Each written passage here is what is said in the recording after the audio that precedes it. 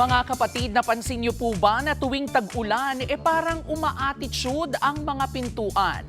Panoorin nga po natin ang mga videos na ito.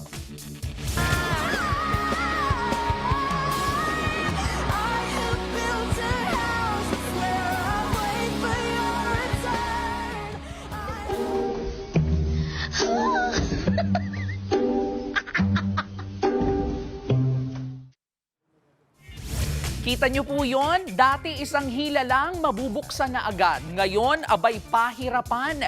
May science po sa likod nito. Ang dahilan dyan, moisture o yung tinatawag na halumigmig. Kapag maulan, tumataas po ang humidity sa hangin. At dahil ang pintuan ay gawa po sa kahoy at ang kahoy ay porous o yung may maliliit na butas, napapasukan po ito ng moisture. Kumbaga, na-absorb ang halumigmig. At kapag ang kahoy sumisip-sip ng tubig, para po itong namamaga. Kaya ang ending, para po tayong nakikipag-tug of war sa pintuan. Pero eto hindi lang pintuan ang pwedeng maapektuhan ng halumigmig. Pati na rin ang kahoy sa sahig at cabinet. Nakadepende rin sa uri ng kahoy. Ang pamamaga nito, bunsod ng moisture. Kaya nga merong mga pinto na kumakaskas lang sa ibaba, pero nabubuksan naman agad. Mas malaking problema tuwing mahalumigmig ang mga amag. Kung mahina po ang ventilation sa loob ng bahay, mas madaling magkaamag sa pader, kisame, kahoy at mga tela.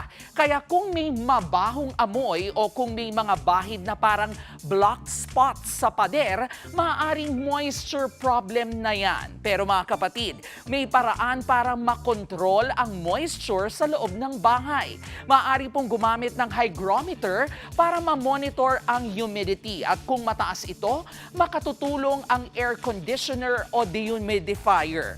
Ito pang matindi, pati buhok nagre-react po sa halumigmig. Kapag humid ang hangin, pwedeng sumipsip ng moisture ang ating buhok. Kaya kung mapapansin po ninyo, mas madalas po itong maging frizzy o mas kulot.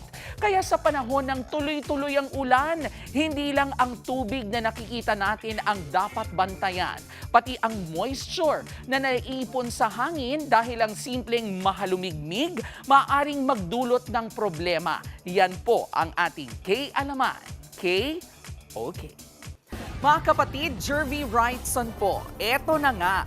Para sa latest showbiz news at iba pang K-Alaman, mag-follow at mag-subscribe na sa social media pages ng News 5.